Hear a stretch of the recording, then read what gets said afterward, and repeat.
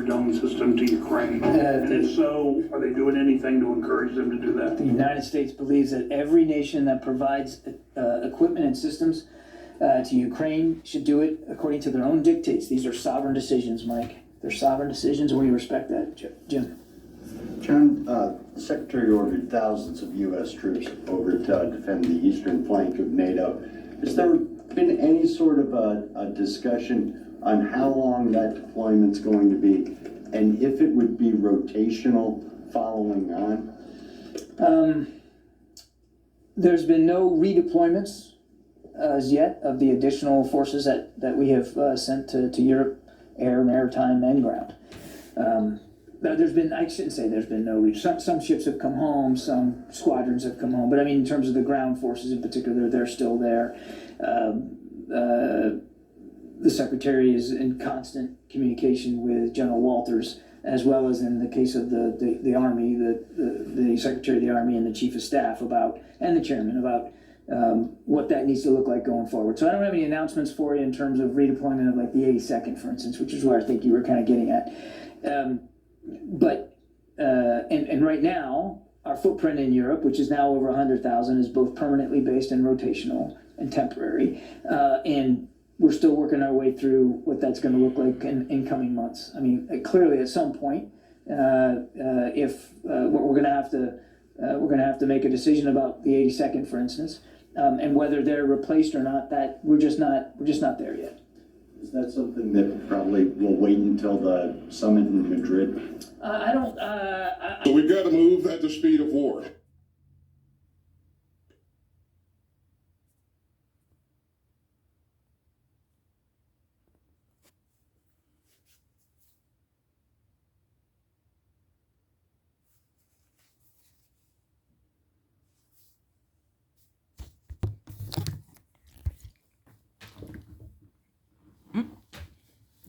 Darn it.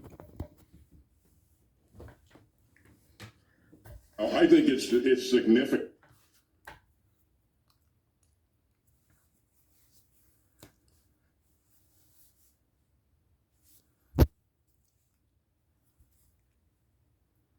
This morning from Leaves Wrap. Let's start with the news that Russian energy company Gazprom is now cut off gas supplies to Poland and Bulgaria.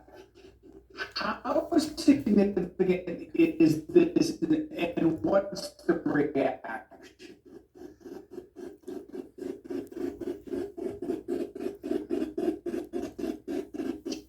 This is a big moment. This is Russia striking out at Europe and using energy as a weapon, something that is threatened to do for a long time and is now doing, albeit in a fairly minimal form at this point. Both the Polish and Bulgarian governments saying they can weather this storm. They were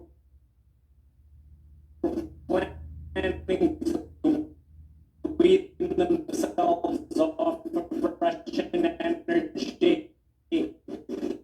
in the medium term anyway.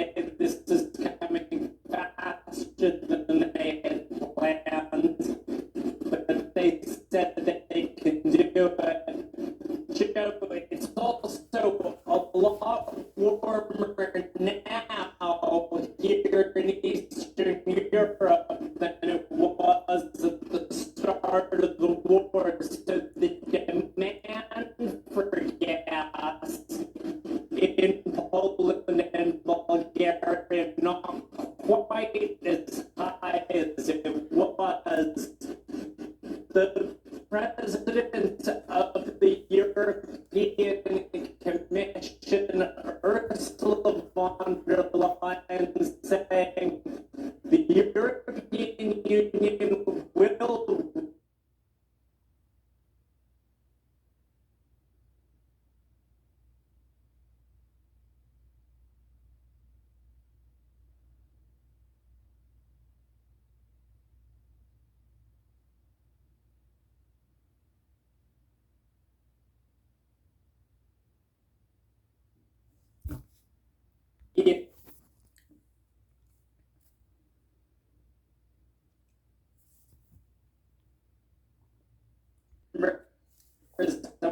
read you just a little bit of her statement.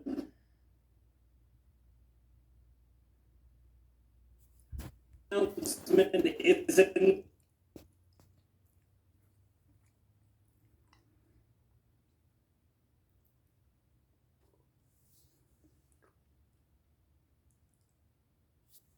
other attempts by Russia to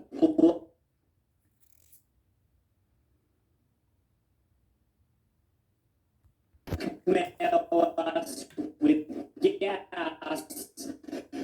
We are prepared for this scenario. We are mapping out our coordinated